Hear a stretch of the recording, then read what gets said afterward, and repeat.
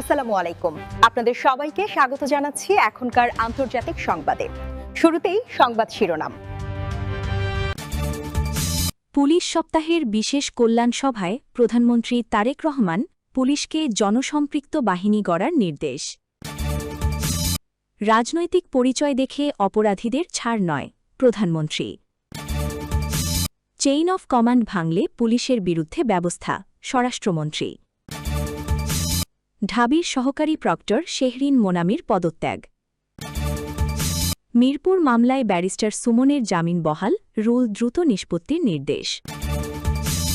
এতক্ষণ শুনছিলেন সংবাদ শিরোনাম, এখন বিস্তারিত।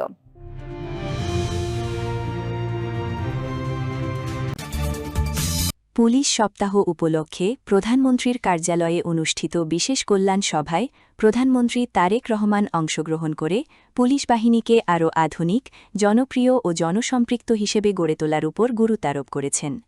সোমবার ১১ এপ্রিল আয়োজিত এই সভায় তিনি পুলিশের ভূমিকা ও ভবিষ্যৎ উন্নয়ন পরিকল্পনা নিয়ে বিস্তারিত আলোচনা করেন। প্রধানমন্ত্রী তারেক রহমান তার বক্তব্যে বলেন, গণ অভ্যুত্থান পরবর্তী সময়ে জনগণের আস্থা অর্জন ও টিকিয়ে রাখা পুলিশ বাহিনীর জন্য সবচেয়ে বড় চ্যালেঞ্জ। পুলিশকে শুধু আইনশৃঙ্খলা রক্ষাকারী বাহিনী নয়, বরং জনগণের বন্ধু ও সহায়ক হিসেবে প্রতিষ্ঠিত করতে হবে। তিনি আধুনিক প্রযুক্তি ব্যবহার ও জনবান্ধব সেবা নিশ্চিতের মাধ্যমে পুলিশ জনতার সম্পর্ক আরও দৃঢ় করার নির্দেশ দেন। সভায় পুলিশের মহানির্দেশক আলী হোসেন ফকির বলেন, গণ অভ্যুত্থানের পর পুলিশকে আরও জনপ্রিয় ও জনসম্পৃক্ত বাহিনী হিসেবে গড়ে তোলা সময়ের গুরুত্বপূর্ণ দাবি। ক্রমবর্ধমান অপরাধের চ্যালেঞ্জ মোকাবিলায় পুলিশের দক্ষতা ও সক্ষমতা বাড়ারও বিকল্প নেই। তিনি সাইবার অপরাধ মোকাবিলায় আধুনিক প্রযুক্তি সংযোজন ও উন্নত প্রশিক্ষণ প্রদানের মাধ্যমে পুলিশের কাঠামোগত উন্নয়ন, যানবাহন ও অপারেশনাল সরঞ্জাম বৃদ্ধির প্রয়োজনীয়তা উল্লেখ করেন। প্রধানমন্ত্রী তারেক রহমান আরও বলেন, পুলিশের আধুনিকায়নে বাজেটে পর্যাপ্ত বরাদ্দ রাখা হবে। জনগণের অভিযোগ দ্রুত নিষ্পত্তি ও কমিউনিটি পুলিশিং কার্যক্রম জোরদার করার ওপর জোর দেন তিনি। সভায় বিশেষ অতিথি হিসেবে স্বরাষ্ট্রমন্ত্রী সালাহুদ্দিন আহমেদ সহ পুলিশ বাহিনীর ঊর্ধ্বতন কর্মকর্তারা উপস্থিত ছিলেন। সভার শেষে পুলিশ সদস্যরা পেশাগত নৈতিকতা ও জনসেবায় নিবেদিত থাকার শপথ নেন।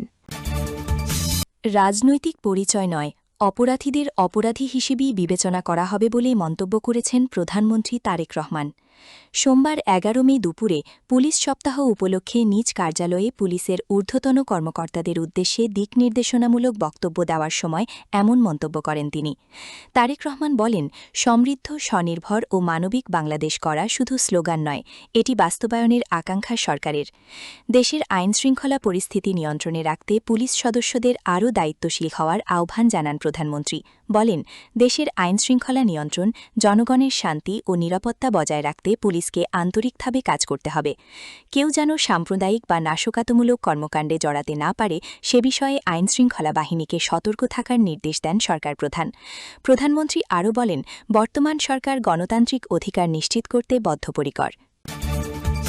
পুলিশের পেশাদারিত্ব ও বাহিনীর অভ্যন্তরীণ শৃঙ্খলা রক্ষায় চেইন অফ কমান্ড বা আদেশের শৃঙ্খলা যারা ভাঙবেন তাদের বিরুদ্ধে কঠোর ব্যবস্থা নেওয়া হবে বলে হুঁশিয়ারি দিয়েছেন স্বরাষ্ট্রমন্ত্রী সালাহুদ্দিন আহমেদ। তিনি স্পষ্ট জানিয়েছেন, বাহিনীর শৃঙ্খলা রক্ষায় সরকার কোনো ধরনের আপস করবে না। সোমবার ১১ মে সকালে রাজধানীর তেজগাঁওয়ে প্রধানমন্ত্রীর কার্যালয়ে পুলিশ সপ্তাহ উপলক্ষে আয়োজিত অনুষ্ঠানে বক্তব্যে তিনি এসব কথা বলেন।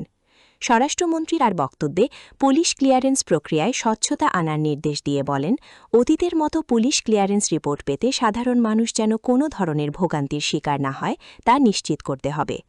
এ সময় আধুনিক অপরাধ দমনে সরকারের পদক্ষেপের কথা উল্লেখ করে তিনি জানান, পুলিশের জন্য একটি বিশেষায়িত সাইবার ক্রাইম ইউনিট প্রতিষ্ঠার লক্ষ্যে আইন প্রণয়নের জন্য ইতিমধ্যে একটি কমিটি গঠন করা হয়েছে।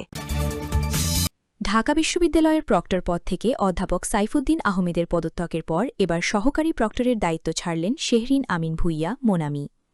সোমবার ১১ মে সামাজিক যোগাযোগ মাধ্যম ফেসবুকে দেওয়া এক পোস্টে তিনি নিজের পদত্যাগের বিষয়টি নিশ্চিত করেন। ফেসবুক পোস্টে শেহরিন আমিন ভূঁইয়া লেখেন, I have officially resigned from my position as the assistant proctor at the University of Dhaka. তিনি জানান, শিক্ষকতা পেশার ৭ বছরে কখনো প্রশাসনিক দায়িত্ব নেওয়ার ইচ্ছা ছিল না তার।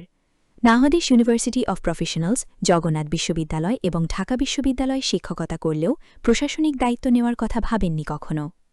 তবে ২০২৪ সালের ২৮ আগস্ট প্রক্টর সাইফুদ্দিন আহমেদের ফোন পাওয়ার পর দায়িত্বটি নিতে আগ্রহী হয়ে ওঠেন বলে জানান তিনি। পোস্টে তিনি লেখেন, আমি সামান্য লেকচারার, তার চেয়েও সামান্য একজন মানুষ। এত বড় দায়িত্ব যা সচরাচর একটু সিনিয়র শিক্ষকরা পান, সেই দায়িত্বে আমি। তিনি আরও লেখেন, একে তো নতুন বাংলাদেশ, অনেক আশা, অনেক স্বপ্ন আমাদের সবার চোখে। নিজের দেশ, নিজের অ্যালমা ম্যাটারের জন্য যদি ভালো কিছু করতে পারি, তবে এর চেয়ে সৌভাগ্যের কি হতে পারে? তার উপর আমার ডিপার্টমেন্টের বড় ভাই স্যার, আমি মানা করব? সাবেক প্রক্টর সাইফুদ্দিন আহমেদের প্রশংসা করে তিনি লেখেন, গত ২টি বছর আমি সাইফুদ্দিন স্যারের কাছ থেকে শিখেছি কিভাবে একজন প্রক্টরকে অতিমানব মাত্রার ধৈর্য ধরতে হয়, উত্তপ্ত পরিস্থিতি কিভাবে হাসি মুখে নির্বিকার থেকে ট্যাকেল দিতে হয়, আর সর্বোপরি কিভাবে নিজের আত্মসম্মান সমুন্নত রাখতে হয়। তিনি আরও লেখেন, ক্ষমতা থাকা সত্ত্বেও ক্ষমা ও মমতায় তিনি শিক্ষার্থীদের আগলে রেখেছিলেন। ওনার টিম মেম্বার হিসেবে আমরাও তাই করার চেষ্টা করছি। নিজের দায়িত্ব পালনের অভিজ্ঞতা নিয়ে শেহরিন আমিন ভুইয়া বলেন, আমার টেনিউরে আমি কি করতে পেরেছি, কতটা সফল ছিলাম এসব হিসাব করব না, আমি জানিও না টু বি ট্রু। তিনি লেখেন, আমি কেবল জানি একজন অসাধারণ মানুষের নেতৃত্ব, চমৎকার একটি টিমের সাথে একটা অভাবনীয় অভিজ্ঞতা আমার হয়েছে। জুলাই আন্দোলন ও পরবর্তী সময়ের প্রসঙ্গ টেনে তিনি লেখেন, জুলাই এবং জুলাই পরবর্তী এমন সময় ও সিচুয়েশন আদৌ এদেশে আর আসবে কিনা আমি জানি না। সম্ভবত ঢাকা বিশ্ববিদ্যালয়ের আর কোনো প্রক্টর ও তার টিম এমন সিচুয়েশন ফেস করেনি, প্রবাবলি করবেও না। নতুন প্রক্টর ও তার টিমকে শুভকামনা জানিয়ে পোস্টের শেষাংশে তিনি লেখেন, It was an absolute honor to serve with my team and under the leadership of our proctor Saifuddin Ahmed sir. এছাড়া তিনি আরও লেখেন, Congratulations to our new proctor and his team. Wishing this team all the best in carrying out this significant responsibility. ঢাবির সহকারী proctor Monami. বৈষম্য বিরোধী ছাত্র আন্দোলনকে কেন্দ্র করে রাজধানীর মিরপুর থানায় দায়ের করা মামলায় সাবেক স্বতন্ত্র সংসদ সদস্য ব্যারিস্টার সৈয়দ সাইদুল হক সুমনের জামিন বহাল রেখেছেন আপিল বিভাগ। একই সঙ্গে মামলাটির রুল দ্রুত নিষ্পত্তি করতে হাইকোর্টকে নির্দেশ দেওয়া হয়েছে। সোমবার ১১ মে আপিল বিভাগের বিচারপতি মোহাম্মদ আশফাকুল ইসলামের নেতৃত্বাধীন বেঞ্চ এ আদেশ দেন। আদালতে ব্যারিস্টার সুমনের পক্ষে শুনানি করেন আইনজীবী এম লিটন আহমেদ। মামলার নথি অনুযায়ী ২০২৪ সালের ২১ অক্টোবর দিন হওয়া রাত ১:০০টার দিকে রাজধানীর মিরপুর ৬ এলাকা থেকে ব্যারিস্টার সুমনকে গ্রেফতার করে পুলিশ। গ্রেফতারের কিছু সময় আগে তিনি তার ভেরিফাইড ফেসবুক আইডিতে লেখেন, আমি পুলিশের সঙ্গে যাচ্ছি, দেখা হবে আদালতে, দোয়া করবেন সবাই। তার বিরুদ্ধে রাজধানীর বিভিন্ন থানাসহ হবিগঞ্জ জেলায় একাধিক মামলা রয়েছে। এসব মামলার মধ্যে মিরপুর থানার একটি মামলায় হাইকোর্টে জামিন আবেদন করা হলে আদালত তাকে জামিন দেন এবং রুল জারি করেন। পরবর্তীতে ওই জামিনাদেশ স্থগিত চেয়ে রাষ্ট্রপক্ষ আপিল বিভাগে আবেদন করে। শুনানি শেষে আপিল বিভাগ হাইকোর্টে জামিন বহাল রাখেন এবং রুল নিষ্পত্তির নির্দেশ দেন।